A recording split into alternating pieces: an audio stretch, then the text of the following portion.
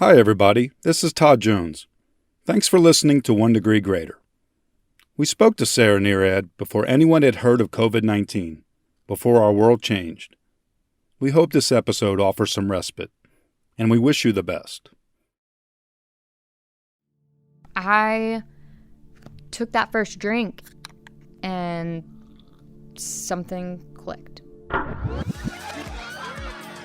And it didn't matter that it didn't taste that great.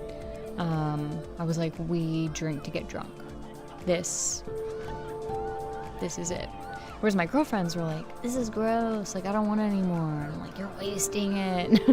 I just had a very different reaction to it. And I never knew when I started drinking what the outcome would be. Sometimes it could be, just have a couple. Sometimes it would be the complete opposite of that. Once I started drinking, the outcome was unknown.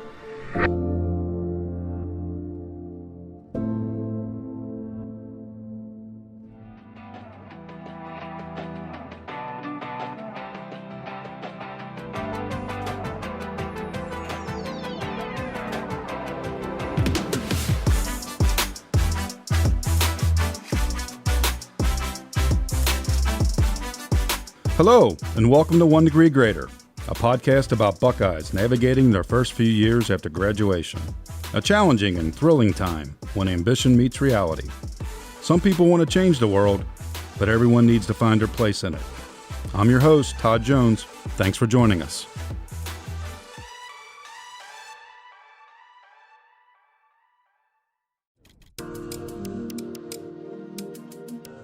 Sarah Nerad took that first drink of alcohol when she was 15 years old. A year later, she was in rehab for alcohol and drugs, and then she did a second stint in a treatment center at age 17. That was in 2007. Sarah has been sober ever since.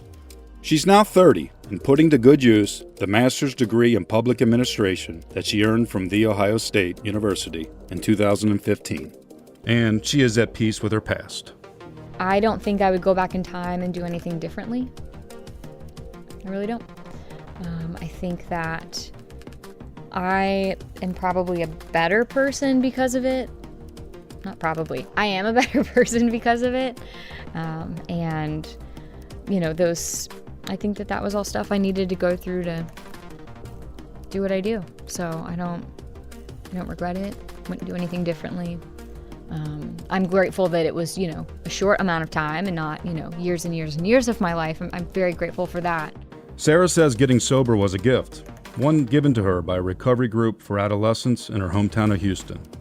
She then received continued care from a recovery program at Texas Tech University, where she earned her undergraduate degree. That's why Sarah says it's her mission to pay back by creating programs and support systems, such as the ones that helped her. She did it at Ohio State, and she's doing it in her professional career. Sarah is the Associate Director of Community Relations at Alkermes, a global company that produces drugs to treat schizophrenia and alcohol and opioid addiction. Yeah, it's a great job. So I do their community relations. I cover all of Ohio, and then I help support other states where we don't have a community relations person. So I get to work with a lot of addiction, treatment and recovery related organizations and stakeholders. I really function kind of like a treatment and recovery advocate and help support our policy initiatives by working with these various organizations. Sarah's job is an extension of her experiences at Ohio State, where she helped to start and serve as director of the Higher Education Center for Alcohol and Drug Misuse Prevention and Recovery in March of 2013. As a graduate student, Sarah also established the Ohio State Collegiate Recovery Community and Recovery House at Penn Place. It's a residence hall with 28 beds. Drugs and alcohol are not permitted there. She served as program manager for 4 years, until joining Alkermes in 2017. The goal of the CRC and its programs at Ohio State remains the same: help students maintain their recovery while pursuing their education. College students are the age group that has the highest rates of drug and alcohol use. It's just what we call it a recovery hostile environment. So it's nice to then be able to plug into a group of college students that are in recovery and have staff dedicated to supporting us. She actually began her graduate studies in Boston at a school that didn't have a recovery program. She wasn't happy there. And then at a conference, Sarah met Connie Boehm. At the time, Boehm was the director of Ohio State's Student Wellness Center. She wanted to create the university's first recovery program. Really what I remember her saying was, would you consult with us to help us start one of these programs? I remember being like, oh yeah, I could do that. Not knowing that I actually could. What did I know about building one of these programs? I only knew about being in one. And, and then I eventually was like, well, how about I just come there? So she took a big risk on me. And I forever am grateful to her for that. Now, Sarah, when you were in Boston and you were thinking about transferring somewhere else, you could have gone to a place that already had a program. Why didn't you do that? I think because I wanted to be of service. Like, I had been a recipient of services for so long and benefited. And I wanted to, also have this as a resume builder and a learning opportunity and a way to give back. These are coveted roles. There's not many of these programs. Jobs at them don't come open very often. So the thought of, getting to do this at one of the top institutions in our country was a really big honor. Sarah arrived at Ohio State with grand plans. I remember Ohio State being like, oh, we need to start this program small, keep it small. Let's just pilot it. And I was like, got the wrong girl. We're not doing small. No surprise, Sarah describes herself as fearless and a person of extremes. Still, there was also a practical reason for her to think big. I knew that at a school as big as Ohio State, that this program needed to be big. It would not be sustainable if it was quiet and under the radar. So why? Because there's so many great things at Ohio State, and funding is tight, and we wanted to be one of the premier programs that then was part of the strategic plans for student life, and kind of one of those premier programs that gets highlighted and gets support. Because we were told at the beginning, if you want this program, you have to raise money for it. As director, Sarah helped acquire a $2 million grant for the program from the Conrad N. Hilton Foundation. She also raised donations from hundreds of people, many of them Ohio State alumni. How? By meeting the potential donors and putting her face on a widespread problem. I told my story, right? Because, we didn't have anything to show. I was pitching people an idea. There was nothing to see. You had no space. It was like, here's my messy desk. We maybe had a couple students, but I think, people want to give to people that they like. And I'm grateful that people liked me and could kind of buy into this vision that I had. And they trusted me. There was trust in Sarah's home when she was growing up in the suburb of Houston. There was stability, too. Both her parents were public school teachers. Sarah said her life was normal, but alcohol changed that at 15. She says at that time, the partying seemed fun, cool, exciting. She now says to anyone who'll listen that alcohol is the top addiction problem for youth. Why do you think we don't think of alcohol as a drug? Because we think it's so socially acceptable and ingrained into what we do. And I think, too, a lot of people would then have to look at their relationship with alcohol. And so I think it's easier to kind of, people can be, quote unquote, functioning alcoholics, and, people joke about it. So I think it's just easier for us as a society to want to look past that rather than look at how is my relationship with alcohol impacting my life negatively. For Sarah, the negatives piled up by age 17. At that point, a lot of alcohol, marijuana, occasional pills, cocaine, ecstasy, just the normal stuff. But how'd you keep it together? Because I did things to protect my addiction. I knew that if I got too out of control, I would be grounded, or I'd get sent away to rehab, or then the police would be getting involved. And then, so I could do things, and, I eventually lost that ability towards the end. Sarah is far from alone in her experience. The U.S. Department of Health and Human Services says about half of adolescents have misused an illicit drug at least once by their senior year of high school. Sarah says her own battle with addiction gave her an understanding of what was needed when she helped build the recovery program at Ohio State. What we know is that addiction's a young person's disease. Like, that's where it starts. Like, we can look at all the adults that are, in recovery now, and they all started as an adolescent. And so I think we're really missing the mark when we don't intervene on our young people, because their disease then has time to progress. And they experience all of these consequences. We as a society suffer all of these collateral consequences from not intervening and treating young people's addiction. Like many others in her profession, Sarah has sometimes felt worn out from helping others. It's called compassion fatigue. Sarah says she's obligated to first take care of herself, but that can be challenging when you're a person of extremes and passionate about your work. Yeah, that's actually something that, me and my girlfriends in recovery talk a lot about, that, being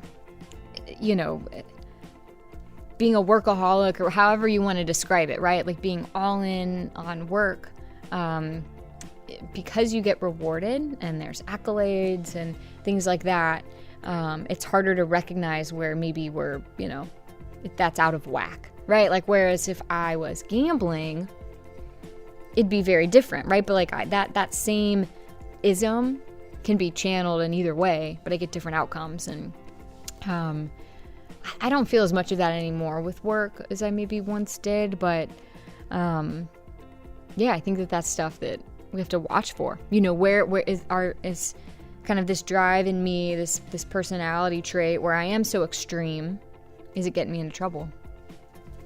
I'm also trying to pay off student loans and like buying a house and maybe buying a car myself for like all of these adult things kind of happen for the first time for most of us in our 20s, and then we're trying to build a career. And how do you do that? You do that by working hard, right? Yeah.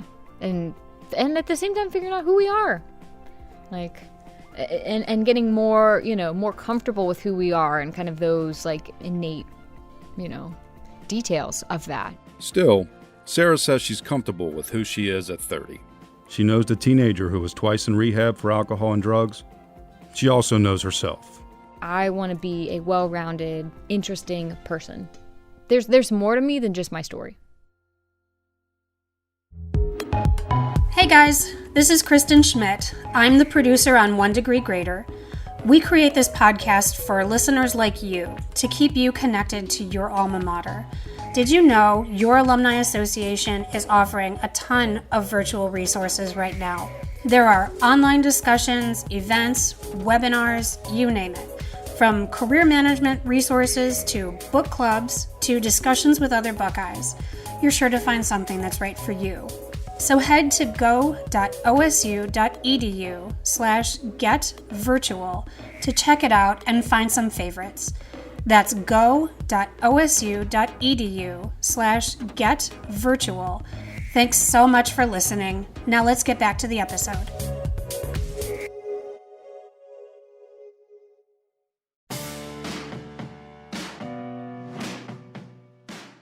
Sarah now owns a dog, a West Highland White Terrier named Penny.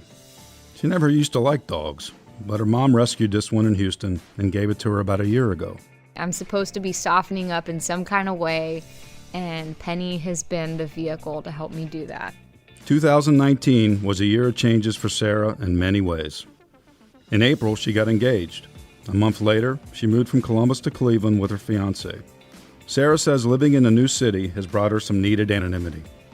She prays, meditates, and draws on support from her fiancé and a close circle of friends. She faithfully attends her 12-step meetings, and Sarah listens to her own inner voice. What I've learned is that I'm a builder. I like to come in, I build programs, I like to build businesses, I like to build... What's next to build? Well, Sarah's considering the idea of someday entering politics. Maybe find a way to combat the supply side of drug abuse. She spent so many years fighting the demand side. For now, she loves her job at Alkermes, and she wants to help grow the success of Heartland High School, which opened to 7 students in September of 2019 on the Near East Side of Columbus. Heartland is the first school in the state of Ohio dedicated to supporting students who are recovering from substance abuse disorder.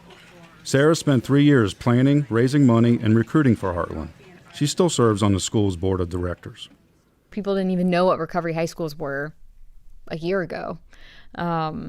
So we've, I think done a really good job there. And then just seeing other communities since what we've done in Columbus, with, the recovery high school that then hopefully will feed into Ohio State and the students will be in the Collegiate recovery program.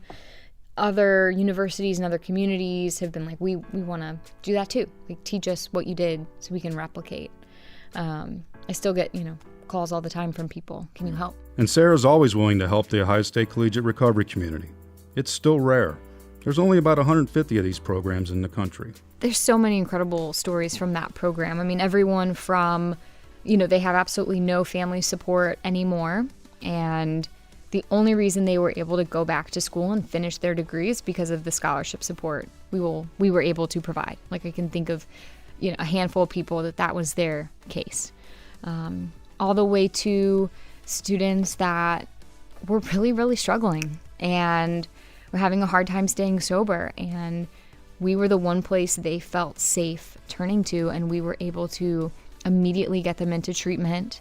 And, some of them are now, they themselves are now working in the field. I mean, they're all over. We have successful alumni from that program all over the country. Sarah Nerad's story is much more than her 2 years of trouble as a teenager. Now, a big part of her legacy is also about Ohio State's recovery program. It's not about me. It's about the students that are there today and the students that are going to be there in the future.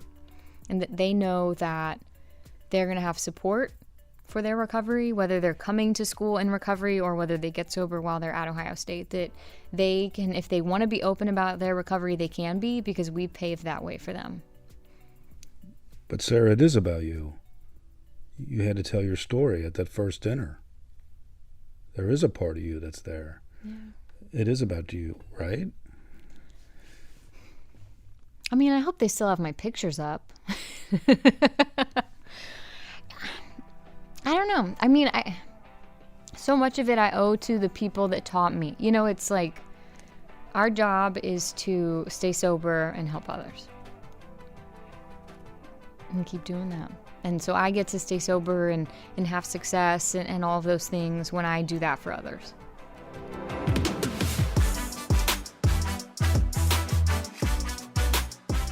This has been a production of The Ohio State University. Kristen Schmidt is our producer. Matt Stessner is our sound editor. Creative and strategic support comes from Justin Bell, Jay Hansen, Monica DeMaglio, and Randy Walk. Thanks to Bad Racket in Cleveland for their help in recording our interview with Sarah at their studio. Thanks also to Doug Dangler and the team at the College of Arts and Sciences Tech Studio for their help in recording the episode. And a big thanks to Sarah Nerad, who was willing to talk about her past and a few other topics as well. Tell me something about Sarah besides the usual talk. I've been trying to play golf. Really? Yeah. Not that well. But what I will say is when I play with the boys, because they hit the ball and it's going all over, right? Zigzagging real far. I'm just slow and steady, hitting small putts down. So we end up at, there at the same time. Short and straight. Yeah. So that's my strategy. Give Sarah a follow on Twitter at Sarah Nerad. You can also connect with her on Instagram at Senator Nerad. You can find information about the Ohio State Collegiate Recovery Program by calling 614-292-2094 or by sending an email to recovery@osu.edu. You can also stop in and meet the staff at 095 Baker Hall on campus. Visit us at go.osu.edu/1degreegreater to explore our other episodes. If you enjoyed this show, please spread the word and give us a rating and review. We'd really appreciate that. And thanks for listening.